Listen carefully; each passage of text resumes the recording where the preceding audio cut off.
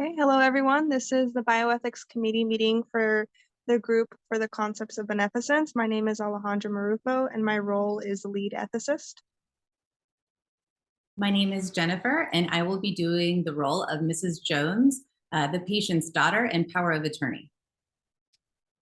My name is Raquel and my role is the doctor.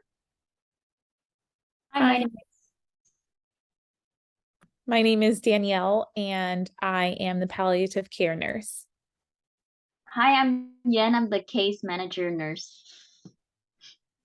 All right, let's get started. So good afternoon, everyone. We are gathered here today to discuss the case of Mrs. Jones, which has brought into question the ethics surrounding her proposed treatment of surgical intervention in her unique situation.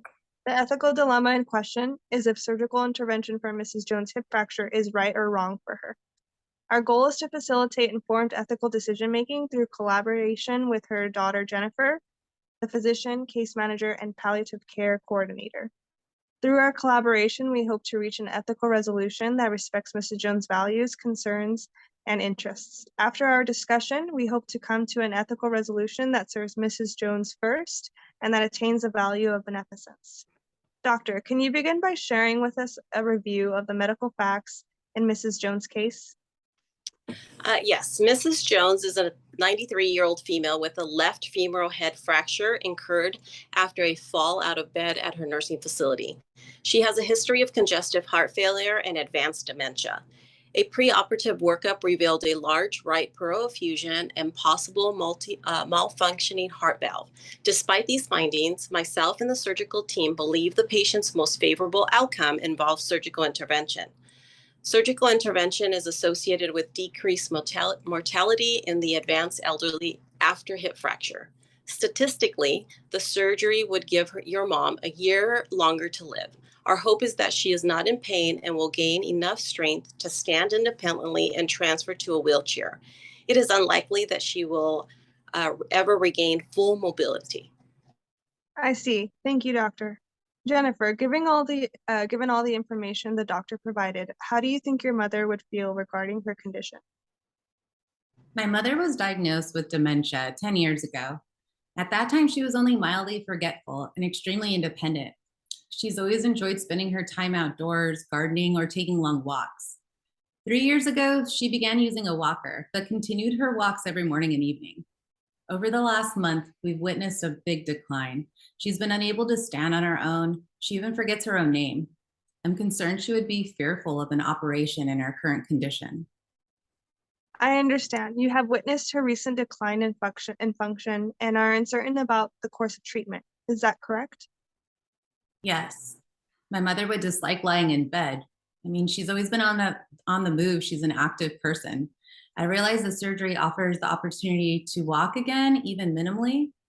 That's what she would want. Simultaneously, a prolonged hospitalization and recovery is a disturbing prospect in her current condition. I really don't want her to suffer. We appreciate your insight, Jennifer. You have a unique perspective as her daughter and can help us understand what your mother values in life. The case manager RN is also with us today. Can you elaborate on the different treatment options, please? When assessing operative versus non-operative management of hip fractures in elderly, it's important to consider pre-fracture quality of life. Jennifer brought up her mother's recent cognitive and physical decline prior to injury. According to nursing facility records, Mrs. Jones was bedbound for a month and was unable to comply with physical therapy necessary to regain her strength. Previous dietary records also indicate poor nutritional intake and weight loss. These factors could inhibit recovery. I visited Mrs. Jones this afternoon and she was disoriented and unable to perform ADLs independently. She required repeated reminders that she was hospitalized with a hip injury. In her current state, it would be difficult for her to complete physical rehab post-surgery. Doctor, given these existing comorbidities, what are potential post-surgical complications Mrs. Jones could face? There are many potential post-surgical complications for Mrs. Jones, including prolonged hospitalization, infection, poor wound healing, joint stiffness, and pain. The most serious complication includes pulmonary embolism and death. Due to her dementia, she needs a vigilant caregiver that understands the recovery process. Her caregiver would assist her to take necessary precautions and decrease the incidence of complications. Without surgery, Mrs. Jones will be bedbound indefinitely and unable to ambulate. Most patients' mortality rate rises in these circumstances. That list of complications is extremely worrisome. My mother doesn't have the physical reserves or the mental capacity to overcome additional obstacles. She's just so weak as it is. The nursing staff at our home are invaluable, but I'm concerned they'd be incapable of providing the kind of close care that you've described. Thank you, Jennifer, for voicing your concerns, which are valid. Doctor, if Mrs. Jones was to undergo surgical intervention for her hip fracture, she would be at high risk for complications during surgery. Can you provide more details on the risk of surgery with Mrs. Jones' current physical and mental state in mind? Specifically, what do the statistics indicate? Mrs. Jones is at higher risk for complications from surgery, but it is impossible to know the likelihood those complications will occur. What we do know from reliable research is that early surgical intervention provides the best outcome for a frail elderly patient that have suffered a hip fracture. Studies have shown that 87 to 90% of the patients who underwent surgery for the hip fracture are still living 30 days past surgery, and 78% to 67% are still living a year after the surgery. The outcomes for non-operative management have not proven to be favorable. Wow. So even with the surgery, there's a 30% mortality rate?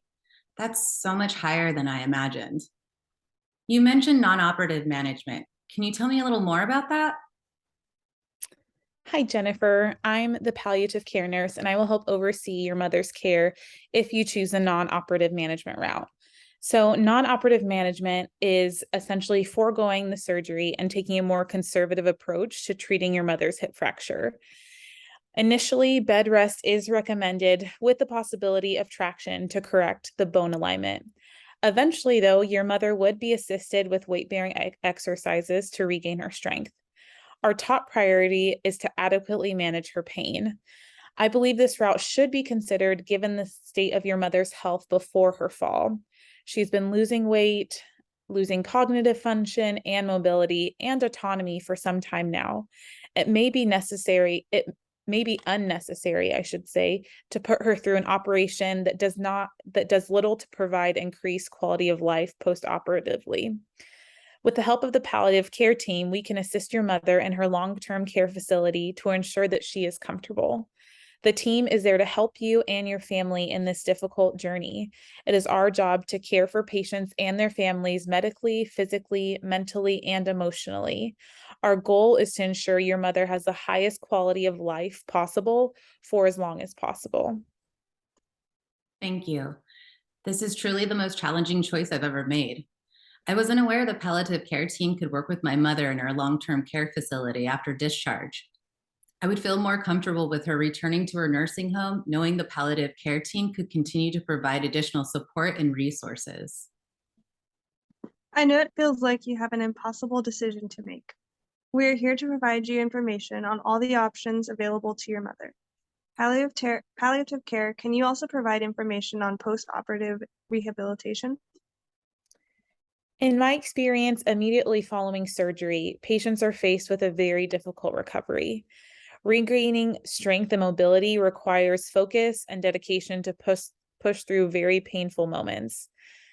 Recovery in elderly is often slower because body functions slow with age, and therefore healing takes much longer. Quality of life is not immediately improved, but rather it takes up to a year to regain her quality of life post her fall.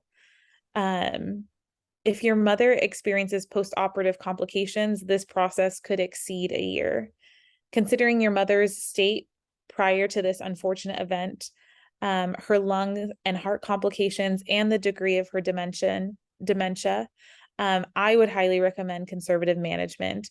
I believe it would be the best course of action and would allow your mother to spend the time that she does have left in a place she's comfortable with, surrounded by familiar staff and family. Okay, I think I'm beginning to have a clear understanding of both options. Doctor, What do you think are the benefits of surgery for my mother at this point? Well, according to the research, if the surgery is successful, your mother will have a longer life expectancy than if you choose non operative management. I cannot speak to what her quality of life will be like in that time. If she can avoid complications, I am confident she would live longer if she underwent surgery. She also may be in less pain in the long run post operatively. I am concerned that she has experienced so much decline in the last month. I agree with palliative care and that the surgery is not a miracle cure. It will not bring your mother's mobility back, but with surgery, her chances of walking again is low. It will take time for your mother to recover, longer than most, especially with the state of her heart. However, surgical intervention remains the gold standard for a reason, and research has shown it is the most efficient treatment for a person in your mother's position. You should be aware that 1 year mortality rate with non-operative management is very high at 70%.